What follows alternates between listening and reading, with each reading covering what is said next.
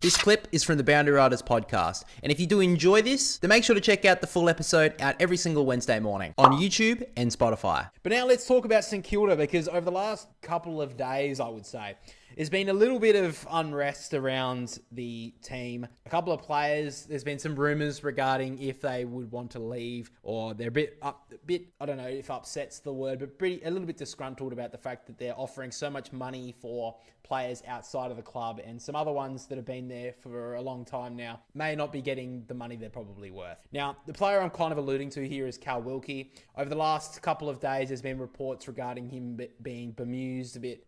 Doesn't really understand the fact that the Saints are, throwing a huge amount of money at like Lika Lear, for example, a guy who's played less than 50 games, Tom de Koning as well. And then we've heard some news this morning, so Tuesday morning when I'm recording this, that Harley Reid has been offered $25 million over 12 years. Now, I understand the AFL is growing now. Players are going to get paid a lot more, especially with the pay increase they got last year, I think it was. But that's a huge amount of money for a guy that's played, again, less than 50 games. And I know Harley Reid is the generational talent, but that is a massive offer.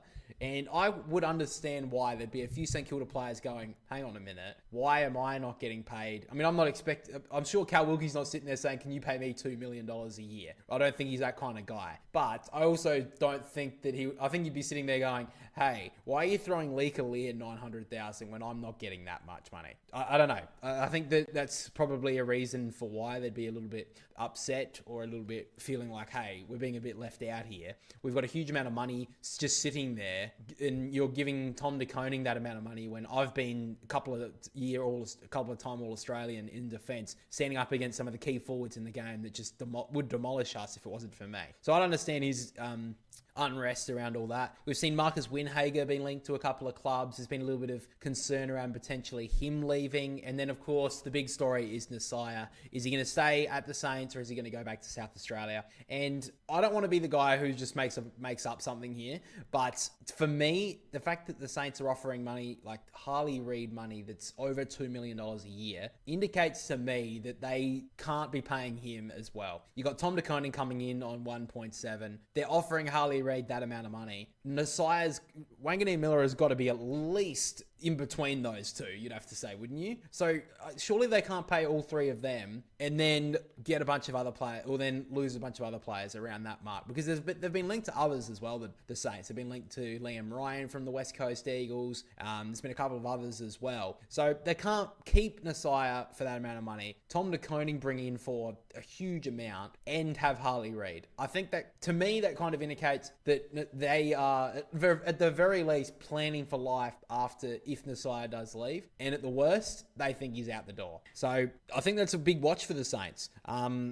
I do understand why players would be pretty upset if you're a Saints player who's been there over the years, and then all of a sudden they've got all this money to throw at different players that, why aren't I getting a lick of that ice cream? Why am I not getting a bit of that money? Because they have been there through some tough years, and they've been able to keep the club from, not being in the bottom of the ladder. Like St Kilda are, in history, have, I think, got the most amount of wooden spoons out of any club in the AFL, VFL at all. So they've been there through some tough years, and there's been very little success. So for players that would be like, hang on a minute, where's my money? I would totally understand it. And I would definitely sit there with the likes of Wilkie, who I think's a massive, I think he's one of the best defenders in the game. If he could come back to South Australia, I think that Port Adelaide and the Crows would be stupid not to look at that now.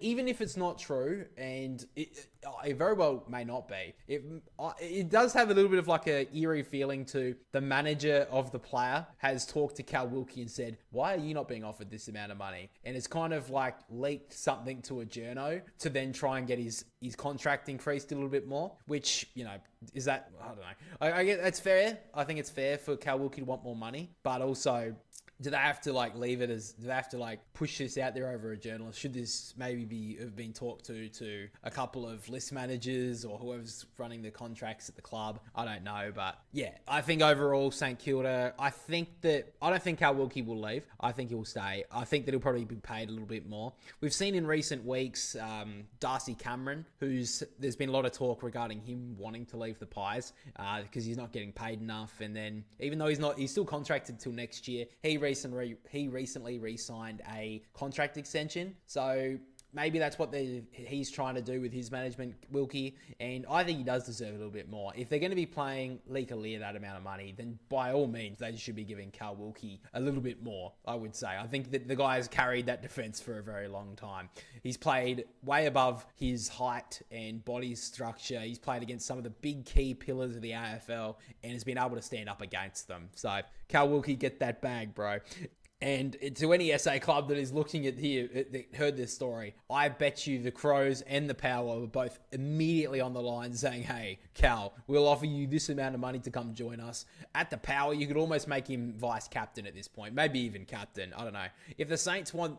Now, I know I don't know how exactly old Callum Wilkie is, but if I'm the Power, I would almost consider a Zach Butters for Callum Wilkie deal. I think that the Power struggles so much in their defence. That would just elevate their defensive 50 stocks so much if the Power could get a Callum Wilkie type. The Crows, it'd be great, obviously, but I don't think they would necessarily need a Wilkie. So I don't think he'll go, but I think it's a very interesting topic to talk about because the Saints are obviously throwing these deals out with haste and with all these huge dollar signs on it. They're not really looking at their backyard. And I think there was a report this morning saying that Ross Lyon, I think, talked to the players and said that because the drafts are so compromised and that sort of stuff, this is the way we are going to compete. We're going to offer money to some players to bring them to the club. And maybe that sat a little bit wrong with some of the players there. Maybe they thought that, why aren't you paying us more?